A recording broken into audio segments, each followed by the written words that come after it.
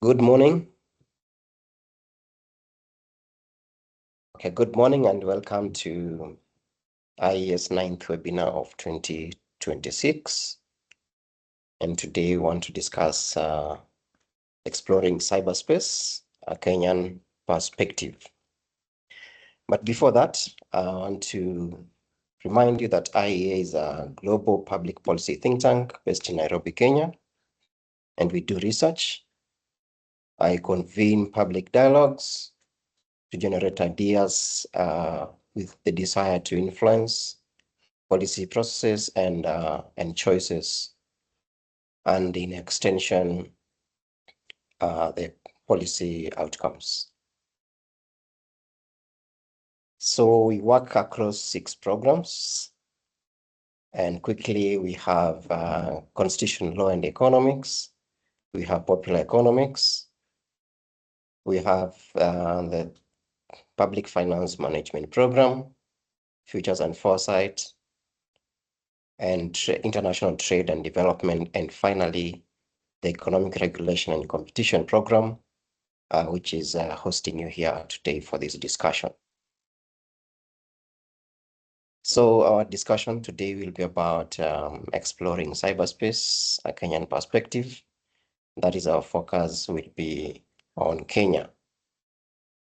Cyberspace has enabled global connectivity and is therefore an enabler of economic growth, which has more spillovers in other aspects of human interaction in very diverse ways, which could be positive or negative. So looking at our outline today, our discussion, our discussion will center on, first, our presenter will introduce the subject matter just to elevate our understanding of what cyberspace means, because while it's a common word, there are different understandings, and therefore he'll be able to give us definitions so that we understand what the subject matter is. Additionally, after the introduction, he will give us phases. He will introduce the phases of cyberspace for the last around 30 years, from around 1990s, followed by just an illustration of the components of the cyberspace. This is important because this is where now we come to understand, where are we now in this cyberspace? On the illustration that is part of the presentation, you'll be able to see the different components and how they interact. This will be followed by challenges that's on a global landscape, and an illustration on how that has manifested in the local context of Kenya.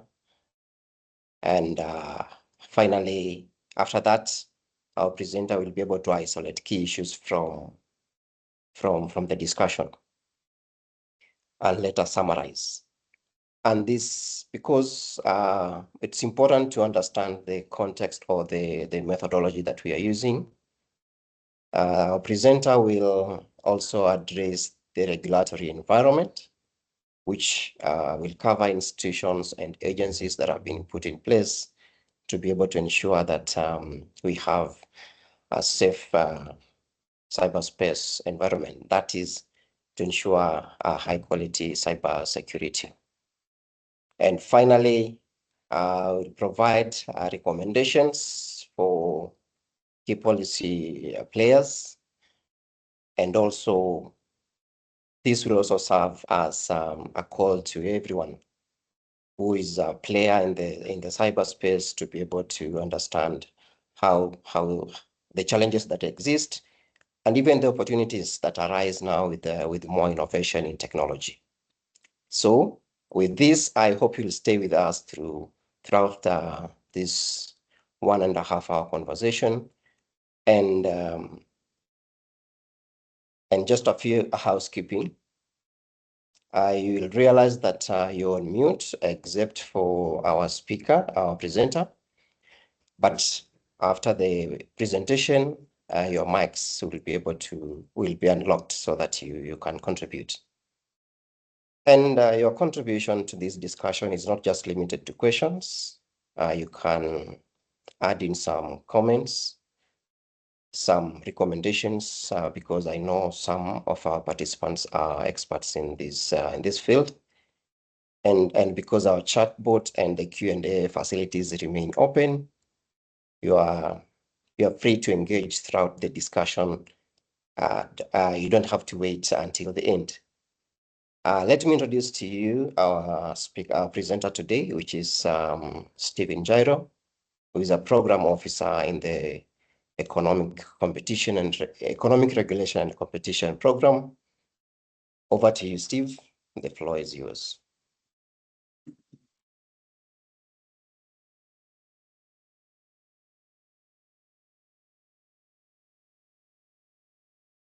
Hello, everyone. I hope I'm audible. Morning, everyone, and welcome to this webinar. So as has been introduced by my colleague, Jairus, my name is Stephen Jairo. I work as a program officer under the Economic Competition Regulation Program here at the IEM. So today we'll just try to unpack what the cyberspace is, as the outline suggests, and we'll just go through just to get an understanding of the whole idea, both globally and how that now cascades down to the local level. So without much further ado, let me go to the introduction part. So I'll begin by introducing what cyberspace is. And in our reading, we came across a matter that I found very interesting. Firstly, that the term cyberspace was actually brought to light by an author of science fiction novels by the name of William Gibson back in 1982. Majority of us young turks were still very young by then. So in his writings, he first coined that term of cyberspace, long before he could even imagine that it should be something that we live by on a daily basis. And the definition, though not actually universal, is that it can be defined as a virtual environment with interconnected computer networks powered by technology. And of course, as I've mentioned by my colleague, it has permeated every aspect of human interaction, and that is from communication, education and learning, business, as well as entertainment, just to name but a few. In addition, it's also a medium that creates, communicates, stores, and processes information. As well, what cyberspace is it's integrated into the internet, and then it facilitates the flow of information both locally, regionally, and at the global level. Of course, we'll come to see how this interconnectivity occurs not so long from now. One aspect that is important to note is that the cyberspace is not restricted to a specific region or physical location. And then as I go to the next slide, we note that over the years, cyberspace its growth is dependent on advancement on the technological front. And that leads me to the next slide, in which we talk about how the phases of cyberspace. And this could be divided into three major and distinct phases. So in the early 90s, just when the computers were coming into being and being accepted as being used, we had this beginning of computer interaction between one computer and the next. And our readings show that there was the first computer network was actually by American Research Network, a short form for ARPANET back in the 1994s, which was used to communicate between two computers. And back then, in terms of just the applications that were there, we had static websites and web pages.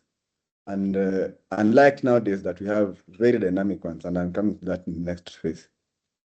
Then in the 10-year period that followed in the 2000s, we had the introduction and update of social networks. I think most of us are much aware of this. We had the incoming of online stores, the Alibabas and the IBMs of that period. And then the websites were more dynamic, of course, with advancements in technologies that had to come into play. And then other than just having two computers interact with one another, or three or four, or within a specific location, we had increased interconnectivity that would be between either organizations or governments, either within the country, the regions, or actually globally. So we connect a computer from, say, Kenya, for instance, to Uganda. That one is connected to South Africa, to Australia, to the UK and stuff, and so on and so on. And that segues now to the next phase, which is in the 2010s onwards to date. And this is where the most advancements have played a key role in advancement in the augmentation of cyberspace as it is now. And here we realize that some of the key points to note within this phase are that we have the Internet of Things, and that's where we have connectivity, which is more than the initial an enhanced connectivity using the Internet of Things. We have augmented virtual reality, and then we have extensive interconnectedness. So you can realize that in the current scenario, one of the things that has been happening is that there's a lot of big data, and this has been used to create machines and gadgets. And these machines and gadgets are actually interconnected such that one can speak to the other. We have instances in developed countries, and I think this is now picking root here, even here in our country, Kenya, where you have for instance, your machine.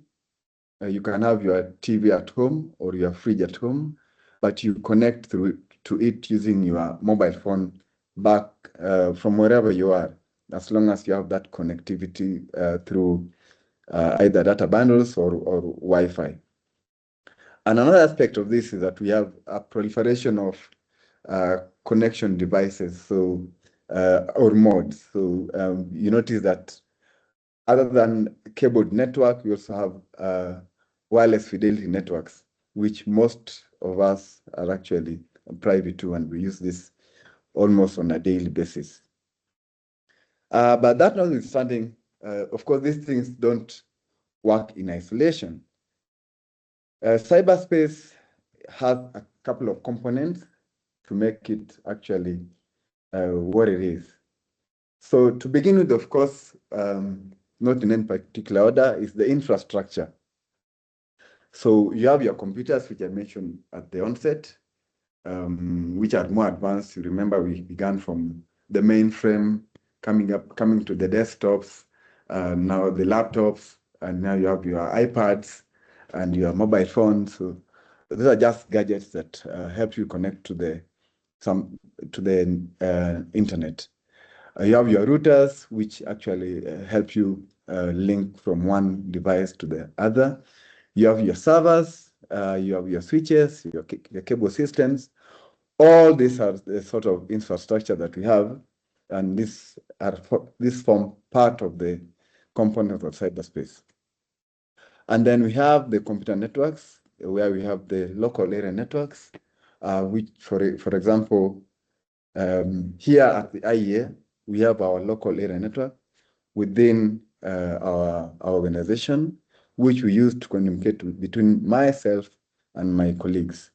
But that is connected to another local area network outside our office through cabled or wired or Wi-Fi, wireless fidelity, Wi-Fi. Then that enables you to connect to either a neighboring organization or actually an organization or a network without the country. So that could be in wherever China or wherever you want to be. And of course, the internet, which is now the global connectivity of lands and ones. Okay. Wow. And now, what sort of content do we have within the cyberspace? Definitely, we have text files, which are your Word documents, your PowerPoints, your publisher documents, you name it, it's all there for search and find and download, however you want to use it. We have sounds and images. So you have video content, you have music, you have movies, you have a host of utilities or content within the cyberspace. And this is what we call the digital content. Of late, I think we've had a move from analog content to digital content, where we have, like, for instance, if you have files that have been sitting in your office for a while, what you want to do is to actually have a scanned image, which now will be a digital content stored within either your cloud server or your local server, whichever you choose. There are data centers, so that for ease of retrieval and of course ease of storage. And thirdly and lastly, and not thirdly, also important note, and this is the core of the internet and cyberspace, are the people, me and you. We are the users who interact with this system, and we are the ones who develop the system and also ensure that it's running as it should.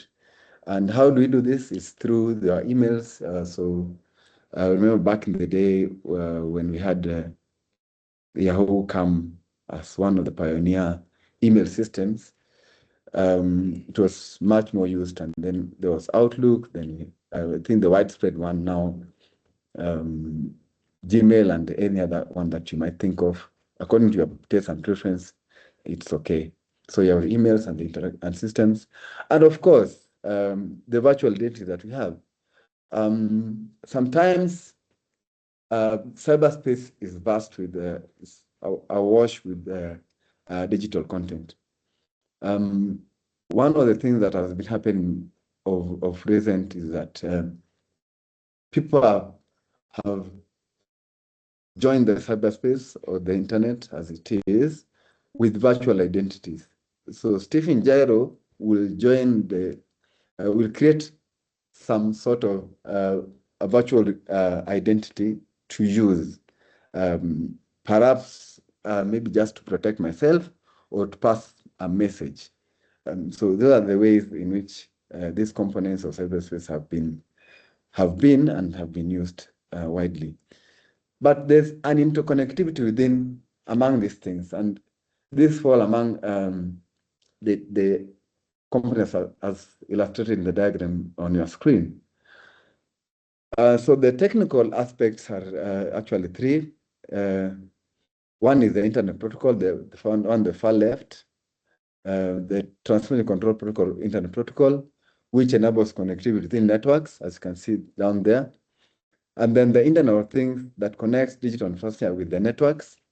And then augmented reality, which mostly is used for entertainment purposes. These are the top bar is actually the technical aspects, which are the backbone of cyberspace. And then what are the core elements, as I mentioned earlier?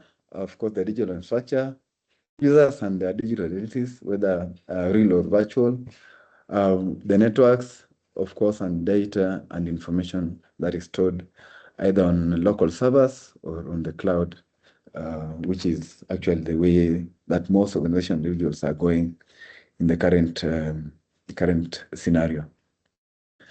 Now, some of the use cases we have for the regional infrastructure and identities include e-commerce. So you have your purchase orders online, which you can put through to whoever vendor you have or a vendor of your choice, either locally or internationally. And this has enabled businesses to thrive across board and across borders for a while now. And this will not stop anytime soon. Again, one of the most or widely spread uses of digital identities is social media.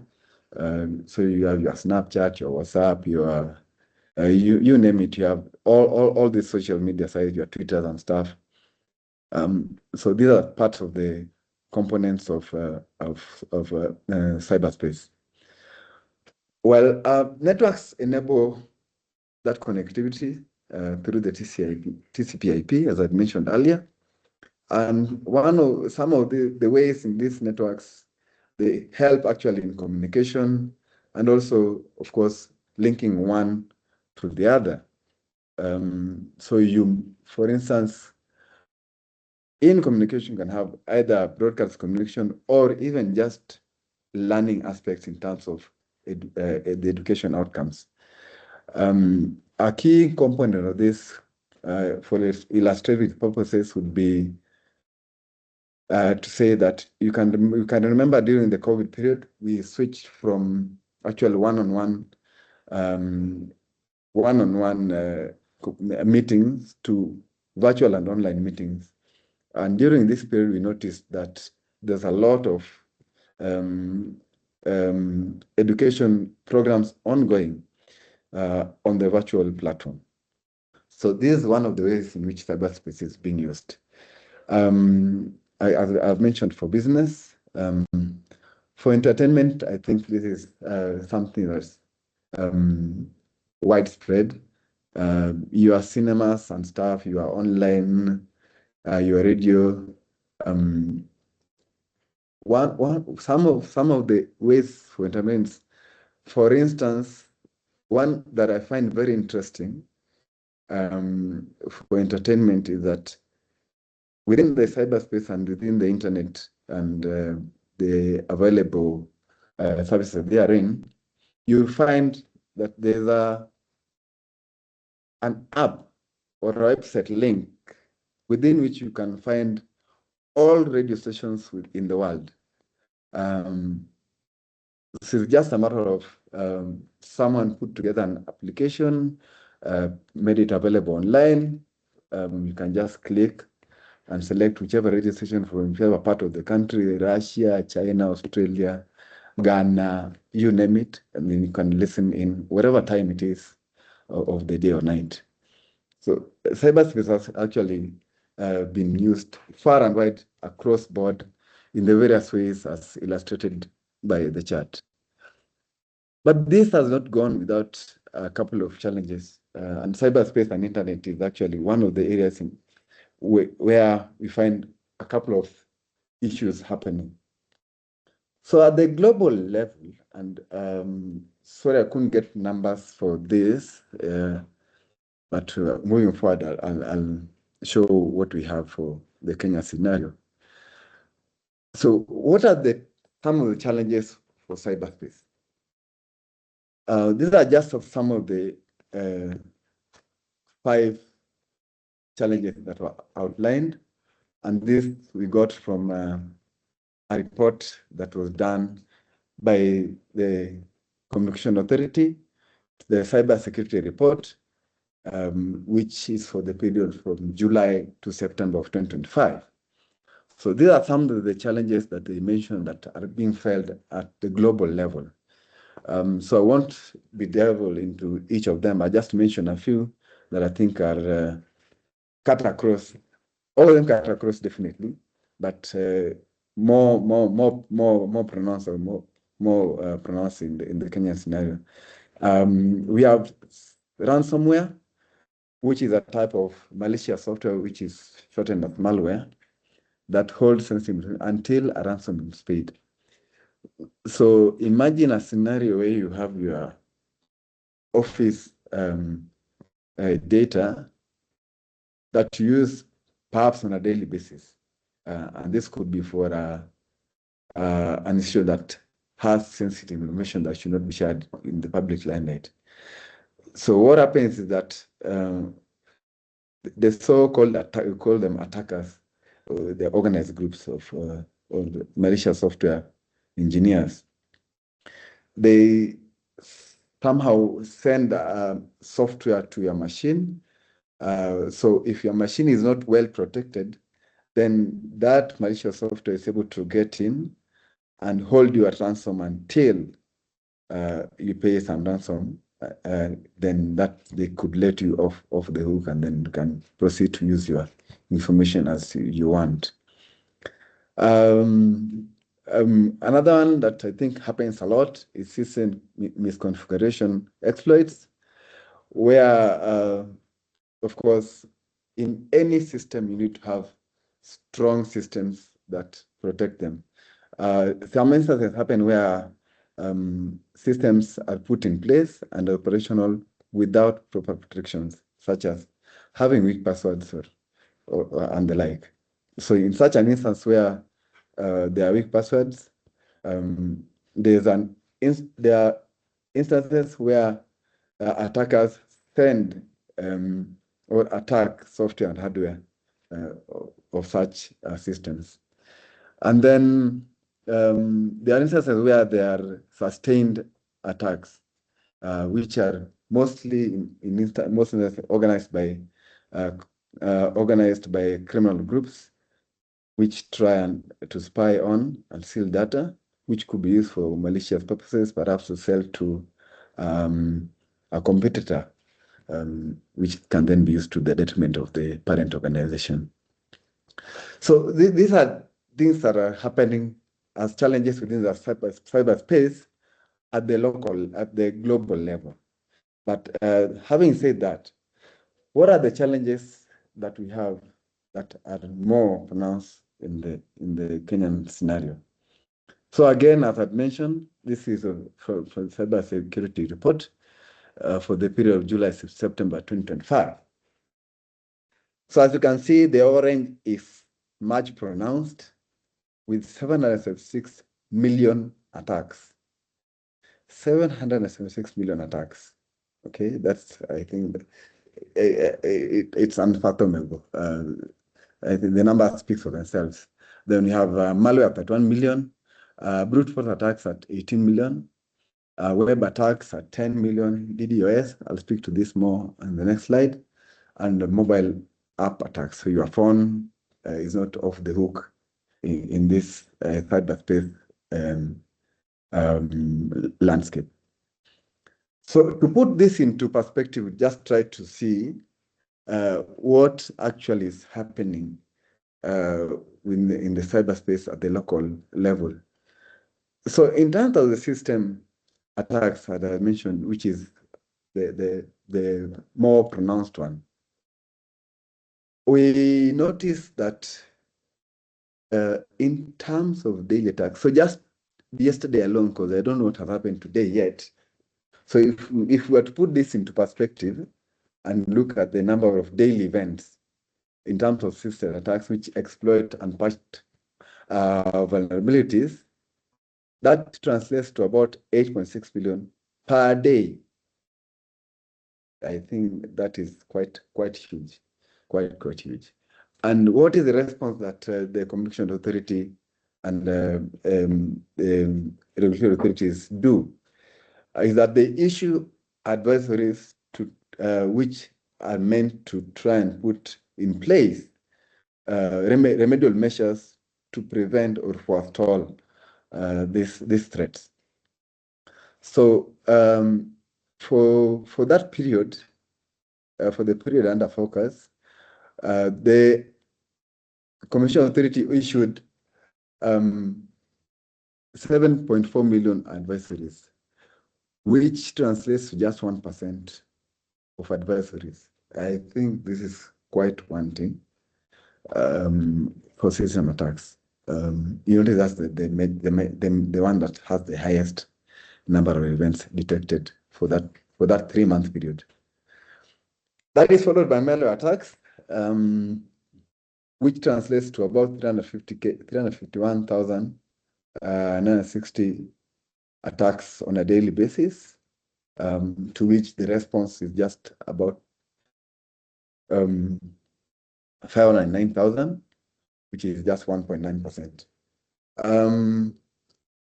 Not to go on and on for this table, I think it's self-explanatory. So just look at the distributed amount of service, which has 4.7 million, 18% advisory rate.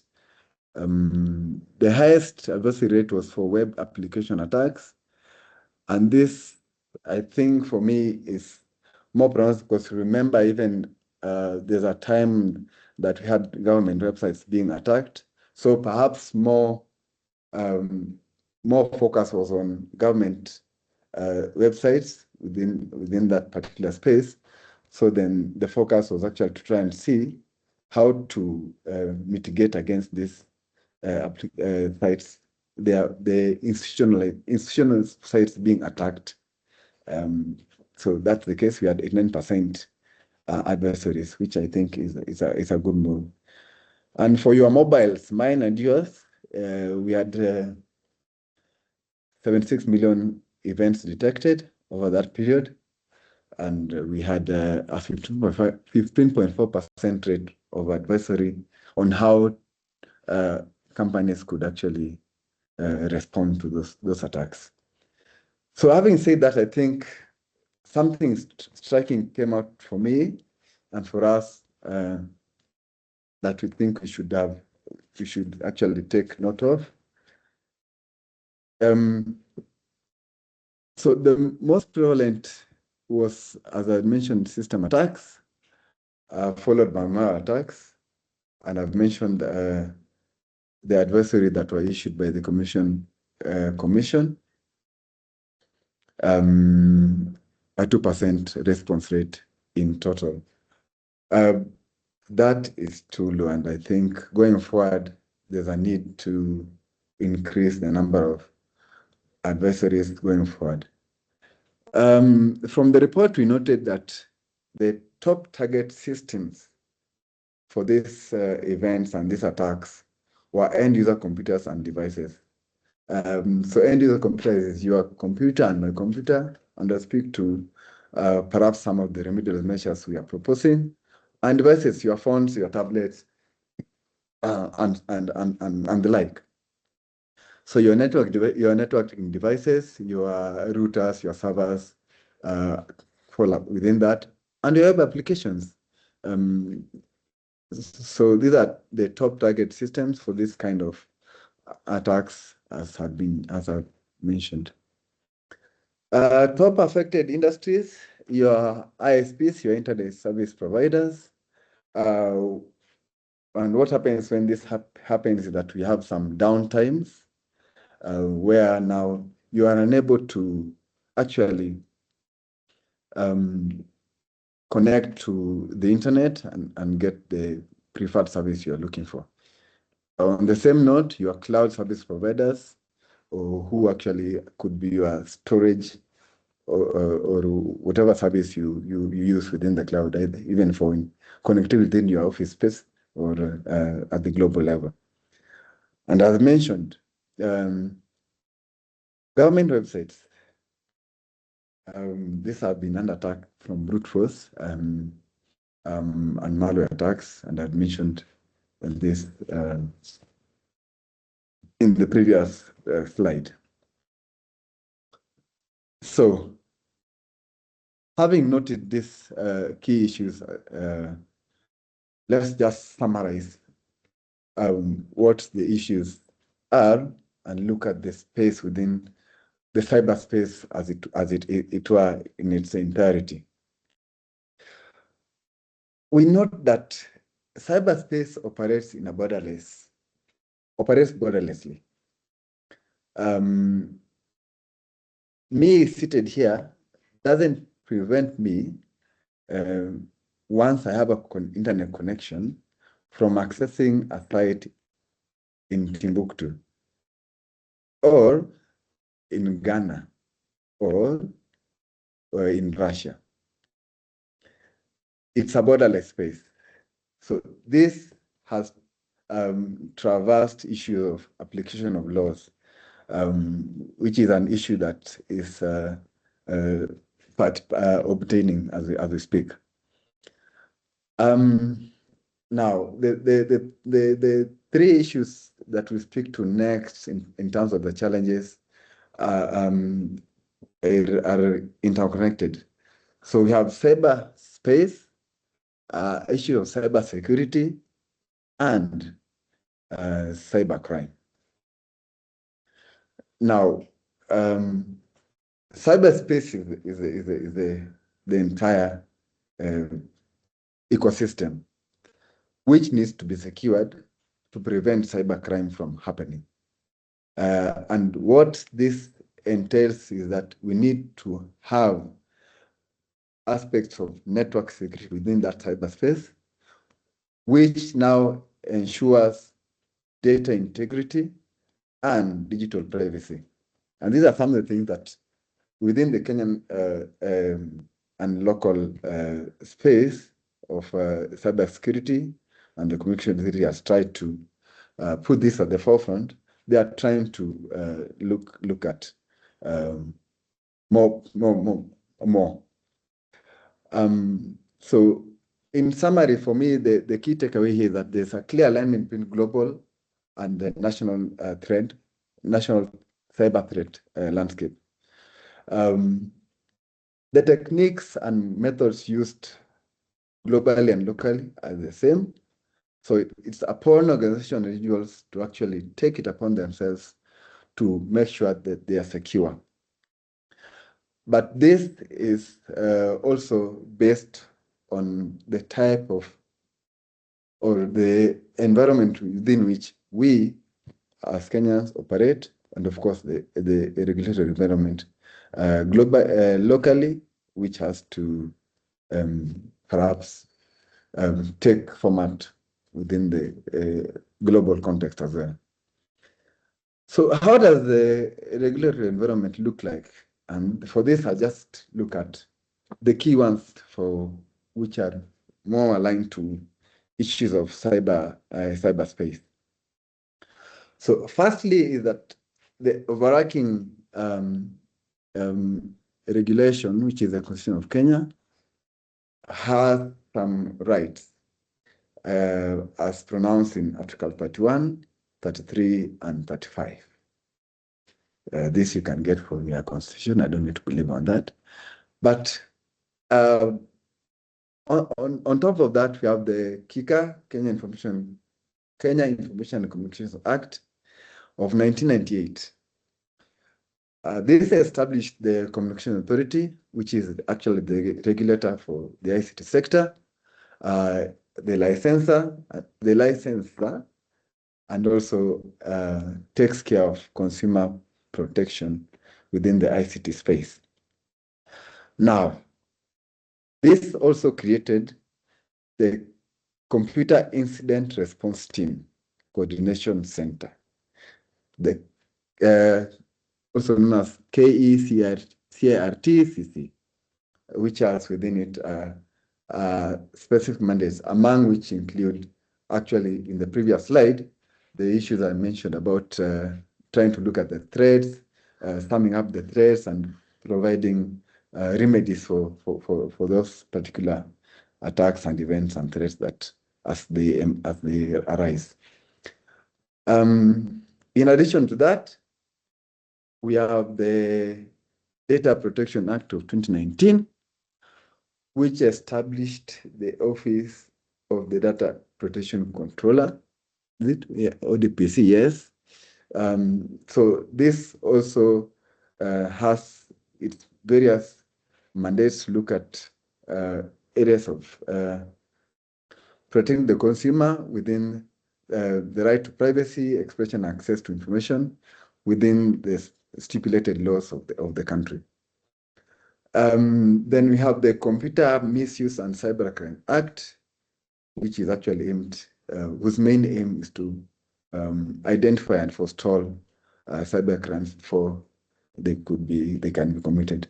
I'm privy to the fact that towards the end of at the end of 2025, there's a push to amend this particular act to incorporate issues of AI. So we'll be on the lookout for that as it unfolds. And then more on the cyberspace aspect, we have the current cybersecurity strategy, which is from 2025-2029. And what it aims to do is to offer strategic direction for national cybersecurity management and implementation of comprehensive cybersecurity measures. The strategy is quite explicit on the various areas of cyberspace that it wants to look into. So it's one document that we are actually still I missed the word. We are still looking into, and we'll be sharing our comment on the same, on how in areas which we might require more and more nuanced look into. So having looked at these key issues, the summary of challenges, and the rich environment, of course, and what is happening at the local level, what do we see as perhaps some of the recommendations and for the way forward? Well, in terms of these threats and advisories by the KECI, the CC group that offers mitigation measures, the threats against the number of adversaries against the threats for some of the areas is too low, except those for the government, the ones that were web applications that were actually targeted towards the government that had an 89% adversary rate. So we were thinking that there's need, of course, to increase surveillance, because having that number, first of all, what it means that there are loopholes which allow those threats to come into place and which require mitigation measures. But that notwithstanding, we also think there might be a need to actually increase the number of officers within that space, and that is to be able to actually officers and actually not just officers, but also update the systems, control systems, to be able to detect these threats before they come before they affect the systems. Secondly, there's a need, and this is actually also emanating from one of the discussions that was there towards the end of February, where there's a project being touted, undertaking. It's Kenya Cyber Resilience Project in partnership with the EU. We know that the EU is one of the global leaders in this area. So in partnership with the EU, which is now a project to try and strengthen the governance of cyberspace, create public awareness, and also enhance coordination systems for within that space. I've mentioned awareness, but in as much as we are tech savvy, so to speak, I want to believe majority of Kenyans are tech savvy. there's that aspect where users actually are not aware of their space. This is in terms of after having used a system, most or many Nigerians just leave the system without logging out at the end of the session, which increases vulnerability. So this goes out to all. Just ensure that once you use a system, you log out so that you don't leave the system environment to hackers and disorganized groups. In addition to that, you'll also need to encourage individuals and organizations to have strong passwords. This is one of the ways through which attackers access systems that are not well protected. So and then the strategy is in place. It's being implemented from the last year. So we urge the concerned parties, institutions, and agencies to undertake implementation of that strategy in its entirety. Of course, ensuring that there's adequate consultation with the concerned parties. Some of the reference materials we had in coming up with this particular presentation are listed here. So that's a security report for July-September, and that's a strategy for 2025 to 2029. I would want to believe that I've tried to do justice to the cyberspace, the Kenyan perspective, what ails us, what we need to do, and perhaps the way forward in this particular space. And with that, I'd like to thank you and hand it over back to Jairus. Thank you.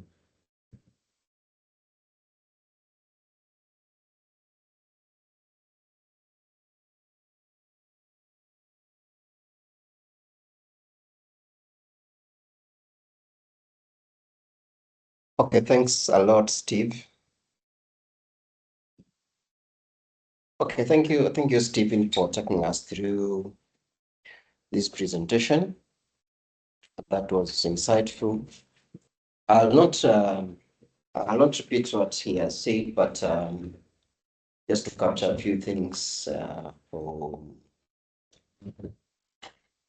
He provided a definition from which came up around 1982. And then the cyberspace phases from which he provided 1990s. And for in this phase, he mentioned that actually we had computer interactions now, but at a limited level because we had limited connectivity at that time. In 2000s, there was increased connectivity, and we had social networks and online stores also, which came up in that second phase. In 2010s, I mentioned we have more extensive interconnectedness and the Internet of Things. Okay, he also elaborated on components, first by categories and on technical aspects, elements, use and applications. And under the broad categories, he mentioned we have infrastructures, we have networks, content data centers, and insisted that the core component in the cyberspace is people. We develop the applications, the infrastructure, and we are the users. And actually, even the question of cybercrime, actually, it's the people that culprits. And beyond that, he mentioned some of the challenges, the ransomware, phishing, and in recent months, if you've been keen, you've seen most government offices putting out notices of such attempts where people are trying to redirect users outside the government systems into other fake systems, mostly for calling. That has happened with Citizen at some point and other government agencies. And I think that number on the attacks, system attacks, must have been shocking. It was a big number. In just 3 months, 776 million attacks. And I think he provided a breakdown of what that would mean in a day, which means that every minute we have these threats, even as we continue to interact in the cyberspace.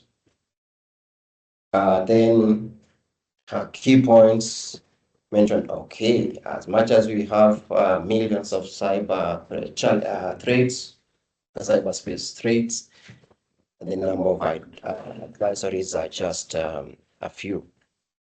And he provided recommendations on that. Okay, as you can remember, he insisted that most targets actually of these cyber threats are on the systems, the infrastructure networks. And he also helped us to understand cyber security, which actually said that's now an attempt to reduce or to stop cyber crime, even as we continue to engage in cyberspace. And now with more extensive connection, more use, because now we are shopping online. There's so many other networks, social networks. And I think most of us, the first thing you do in the morning after your alarm, for those who use alarms to wake up, you look at your phone, and some go to the extent of checking their social medias for any communication.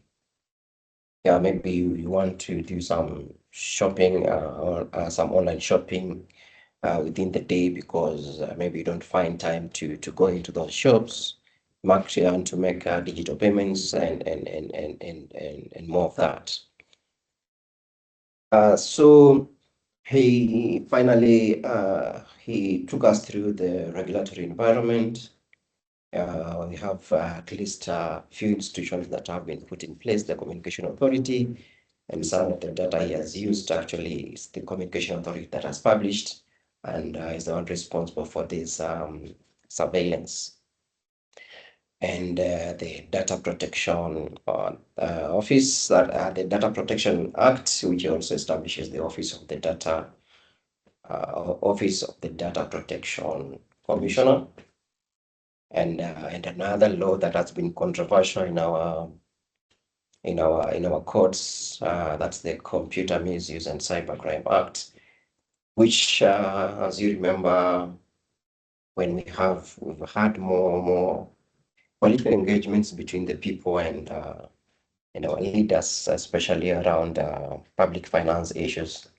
We've seen the issues being raised around the Computer Misuse and Cybercrime Act, which is being applied differently, not just to protect you in your interactions in the cyberspace, but also in other different to achieve other ends. He has well recommended that there's need for increased surveillance, because 2% advisories for just two, an advisory for one, actually two advisories for every 100 instances. According to him, that was very low, and therefore increased surveillance is needed. And regional and global level, he mentioned that collaboration and coordination will be important to reduce these threats, and at individual level, and this should be taken seriously.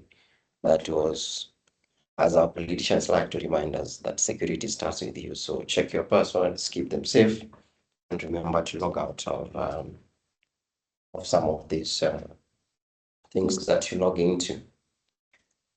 Just a few, just in recent past, you'd remember we had issues with WorldCoin, which had something to do with your data.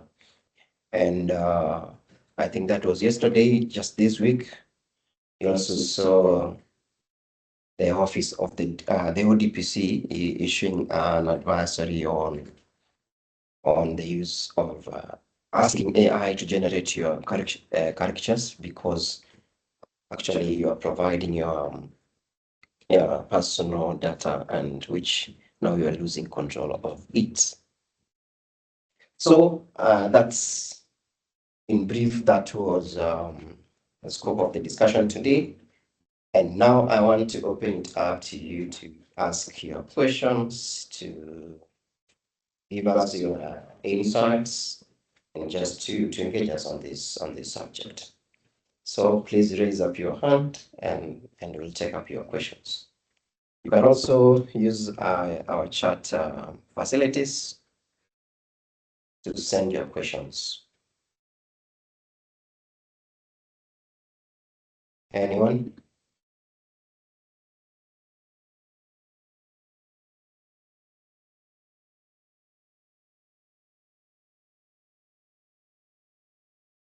Okay, as anyone with their hand up?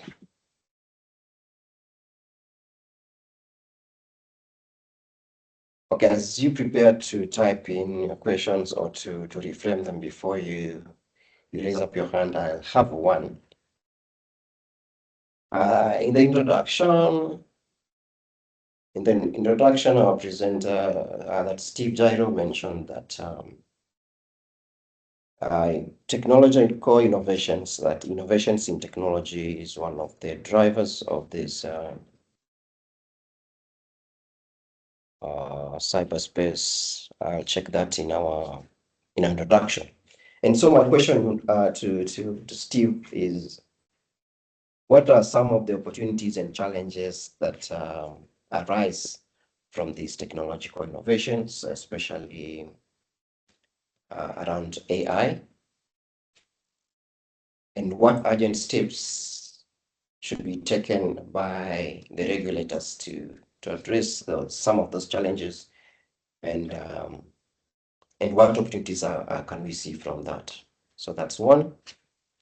On the other side, I can see Joanne Onyango with your hand up. Joanne, kindly unmute and ask your question.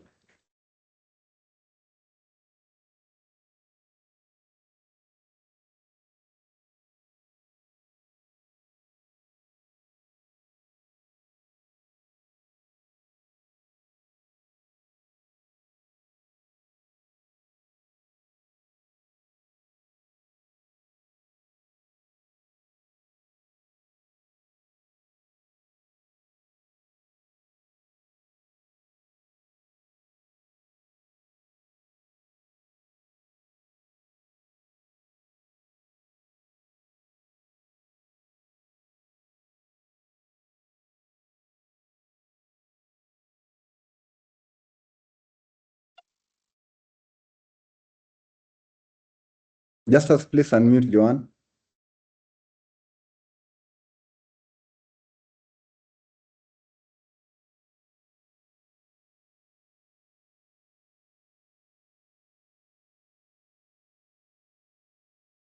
Okay. Can you hear me? Loud and clear. Go ahead. Yeah, thank you very much for this presentation. I'm sorry I joined late, so maybe there may be a lot that I have missed. I just caught the last presenter talking about, a warning that we need to protect our data in creating those caricatures that have become a thing recently. My question is, what data should we protect, and to what extent? And why am I asking this? We use ChatGPT for a lot of things, and for it to respond, I'm just giving an example of ChatGPT, and for it to respond to you, there are times when you have to give quite a bit of data sometimes about you. So to what extent and what should we do in protecting this data that we are, being cautioned to protect? You say that security begins with us, because sometimes when you want to use, the various AI platforms, to just help you maneuver the spaces that we are trying to maneuver now, you have to release some of that data. Otherwise, you're not able to get the results you want. So to what extent do you advise that we need to use these platforms for them to work efficiently as we need them, expect them to? Thank you.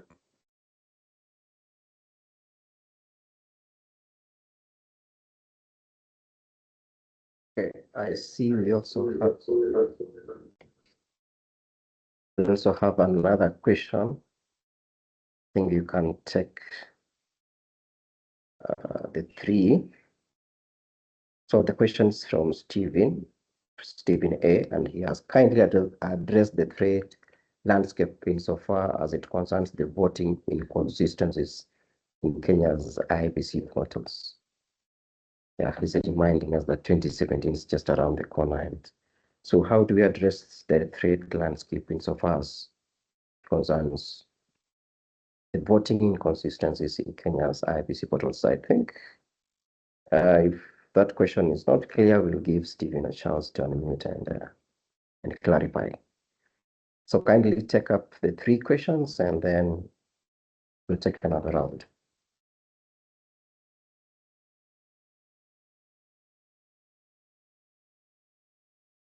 Wow. Okay, thanks a lot for those questions and concerns. I think I'll begin with the last one, which talks about inconsistencies in Kenya's IBC portals. Well, my take, first of all, not to dismiss or anything, but this particular question, I will not address it today in this particular forum. I think it's more. We should be direct to the right persons, and that should be the IBC people. So I won't. So I'm sorry, I won't be able to answer to that today because that's up there early. But to John's question on the extent of protection we need for your data, well, it's a tricky one, to be honest, because personally, even and you've alluded to the same. If you are to use ChatGPT or DeepSeek or Gemini, wherever AI model or app you want to use, the first thing they require from me is actually you log in. And most of us, what we do, because you have your Gmail account, your Yahoo account, your Outlook account, you use that particular account as your login credentials. What that means is that as soon as you put that as your login credential, then automatically the AI application or platform you're using has access to your personal information that you had earlier entered in your login as your login credential. So that will be your name, your location, your all that particular stuff. But I think going forward, there's an extent to which privacy is actually taken care of within this particular platforms.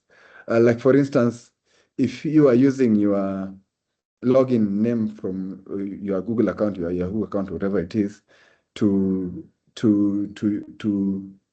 an AI platform, then it depends on what that AI platform wants from your login credentials to use going forward, because there's an aspect of background compatibility within this particular systems.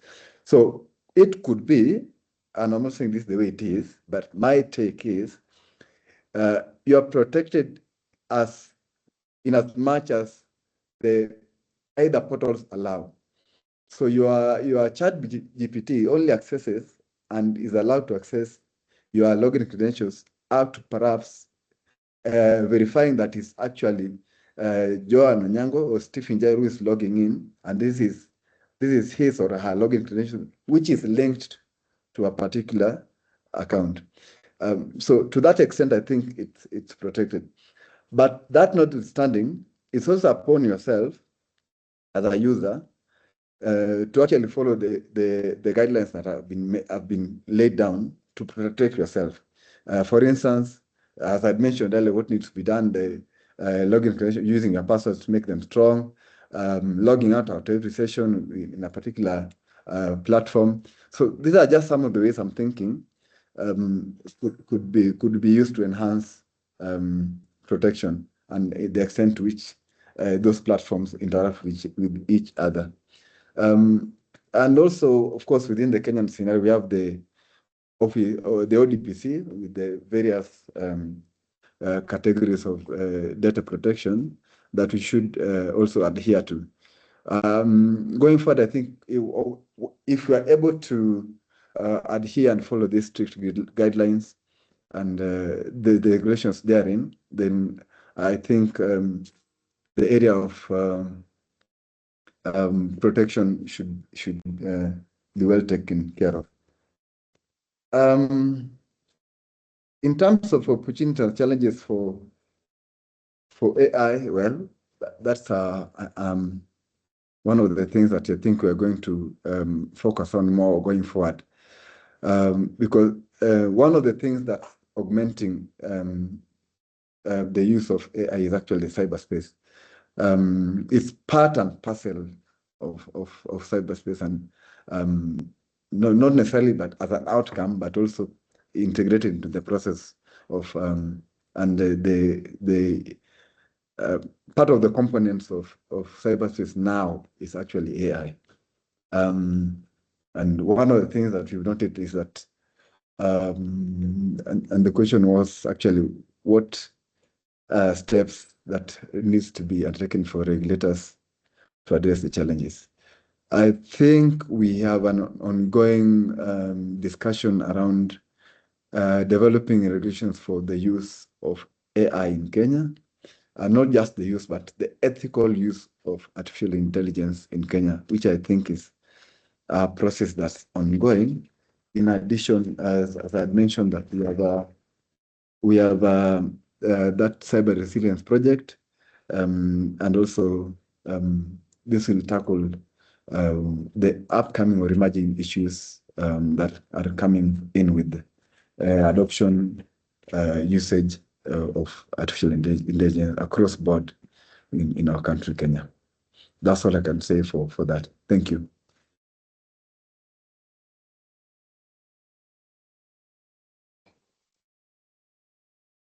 Thank you, Steve, for those responses. I think the people are satisfied, and that has increased our understanding.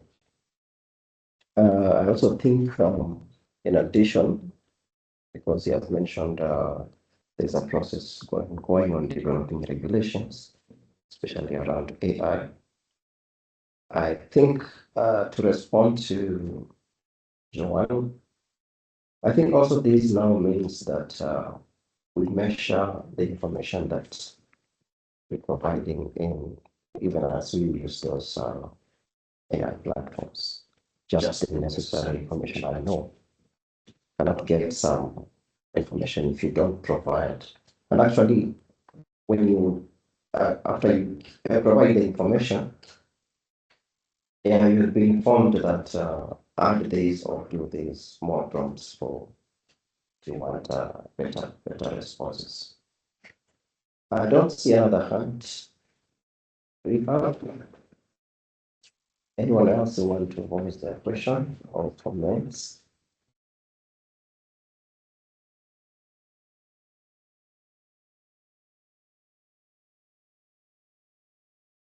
There's none, but I see two more questions. Joanne, That's an answer. okay, Joanne says that in my view, I think every user should be very intentional and careful about this kind of information they give while using these platforms, just to avoid giving out sensitive information that is a great advice. Actually, this should form one of the adversaries. And Stephen again comes, that's Stephen A. Present as Stephen Rhino. Stephen A asks, can you also address the increasing role of Kenya as a launching platform for cross-border attacks? Hope you got that question. Can you also address the increasing role of Kenya as a launching platform for cross-border attacks? Any other person who wants to answer a question?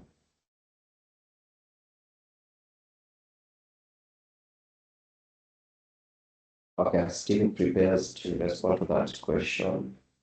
And also on that comment by Joanne. The earlier question by Stephen again on the landscape of concerns, reporting inconsistencies. Yeah, I think this is a matter that will be addressed by. It's good that we are starting that conversation here, and it's a matter that will be addressed by different agencies, including courts.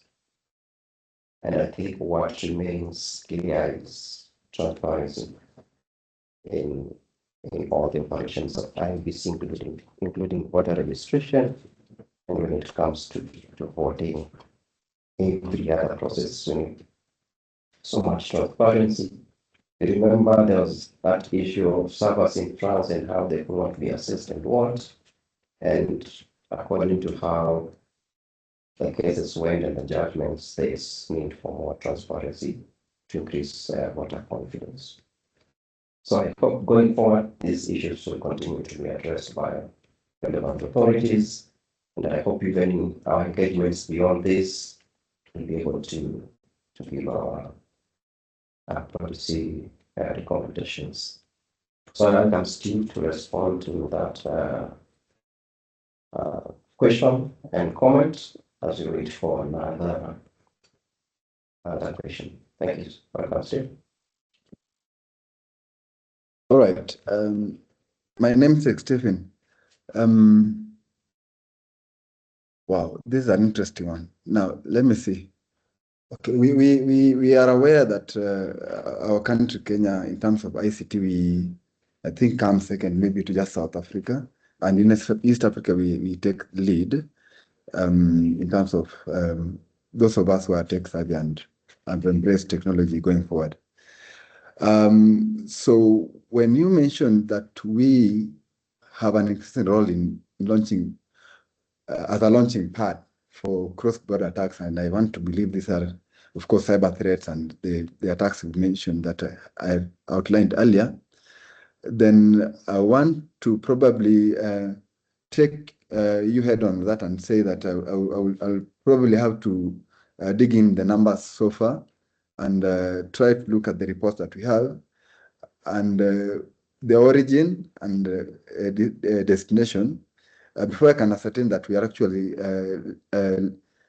increasingly taking a lead in actually being the base for cross-border attacks, cross-border cyber attacks for that matter.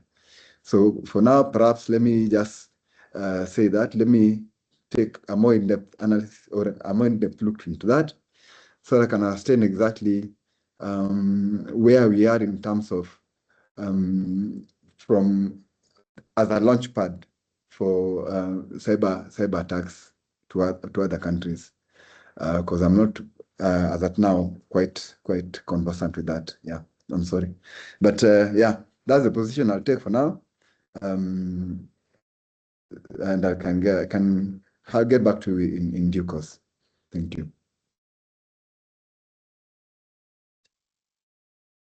Oh yes, on the comment for John. Yes, yeah, yes, we have become very lazy. I can imagine back in the day, we used to have online libraries. If you're not old school like some of us, we used to go to my alma mater, the UON, to Jomo Kenyatta Memorial Library, just to actually look for a book from the shelf, sit down with it, do your research, write down your notes, then come and type it out, then present it to your lecturer for his or her marking. Yes, and like today, you have your AI applications. You say acting as a researcher, write a paper on, for instance, Kenya computer evolution in Kenya, and we'll do for you within a few minutes. So yes, you are very right on this, Joan. We have become very lazy and relegated everything to AI, and in that relegation, we've also forgot to be vigilant in what information we give out to the AI platforms.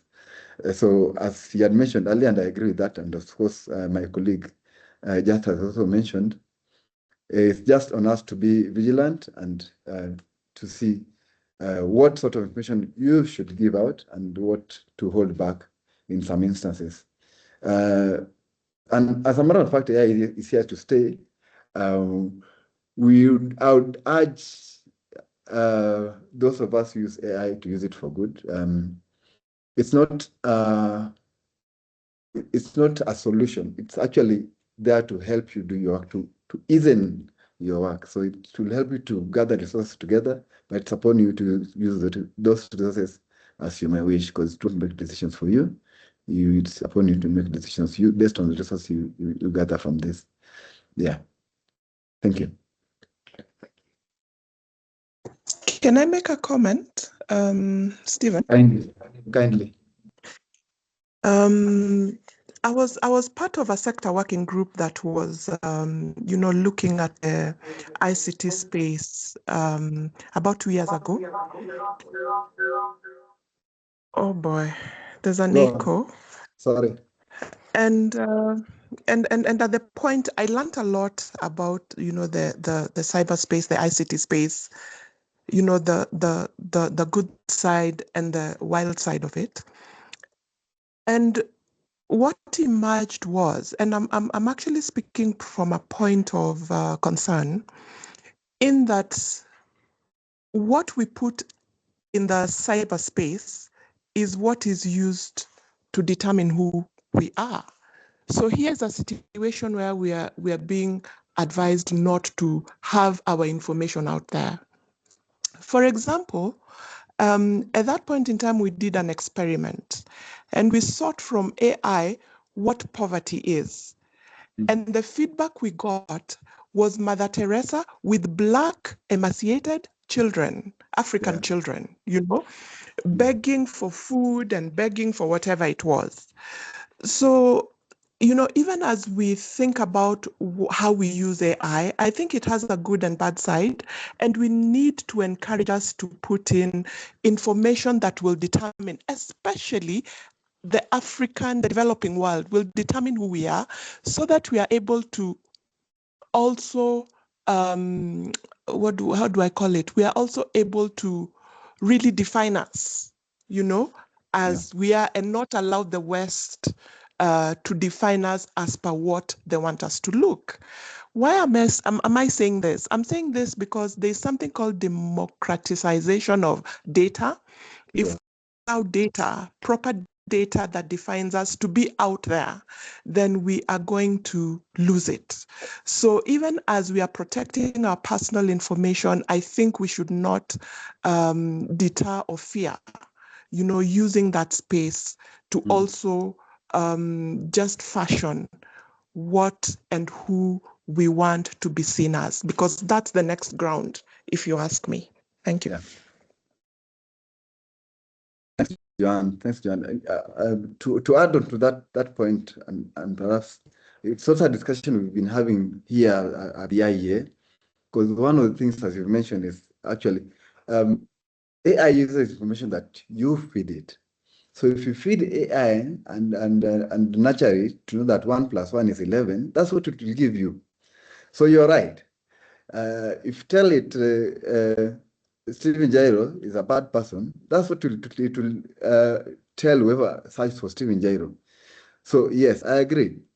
There's need for that democratization of data, or more specifically, information that is fed to these AI models. More specifically, and what we were thinking of is that we need to contextualize AI in terms of even our local dialects, like for instance our languages in our country, because it's something that's ongoing, but it needs to be more pronounced going forward, so that when I, for instance, seek for a hero like Londa Magere, it doesn't give me the picture of Shaka Zulu, for instance. So it needs to be actually fed the right information with the right things down to the nitty-gritty of locally available or local dialects, for so to speak. So thank you for that. I agree with you in total. Back to you, Jairus. That was very interesting. And I hope as users and people attending this meeting, then we understand that what our role remains. And so I would like to, I might not give another opportunity to, unless there's one person who has an issue that he doesn't want to live with.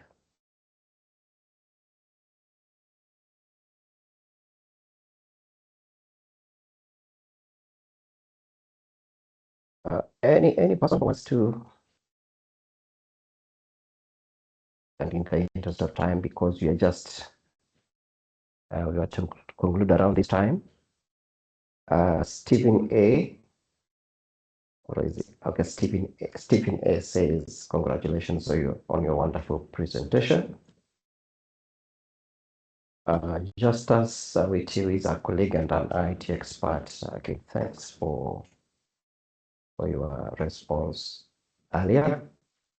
I think we have taken that. And so, being there no other questions, I'll invite Stephen Jairo to make his concluding remarks, and then we close our meeting. Okay.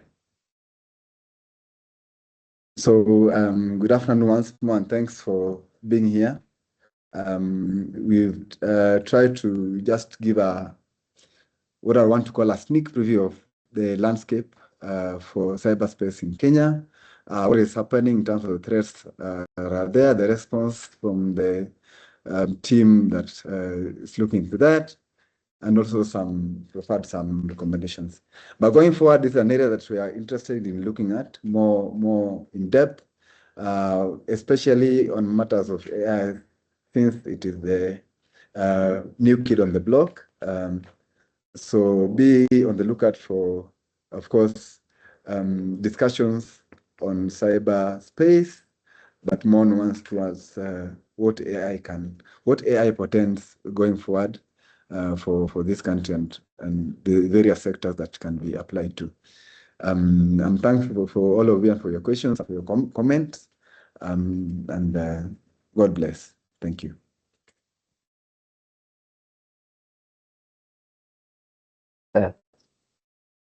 Thank you, Stephen Jairo. And just before I forget, Stephen A, you had mentioned this Kenya as a launching platform for cross-border attacks, and would be interested to explore that more. And I hope you can get in touch with us through our emails, which should be provided, just as I think you can provide that, because this will be an interesting conversation to explore more. Thanks everyone for making this possible. The Economic Regulation and Competition Program, our IT and communication teams, and everyone at IHE contributed to this. Special mention goes to all attendees Joanne, Steven, thanks for your engagements, and everyone else who spare their time to tune in for this conversation. I appreciate you and we ask that you continue to engage us more in future conversation. Because again, as we said, we want to influence policy processes and choices which will lead Kenya to become a more safe and prosperous country for all of us. Lastly, is a membership organization. Please reach out to our communication teams to assist you with how to proceed with being a member. With that, thank you all and bye. See you again in other conversations. Bye.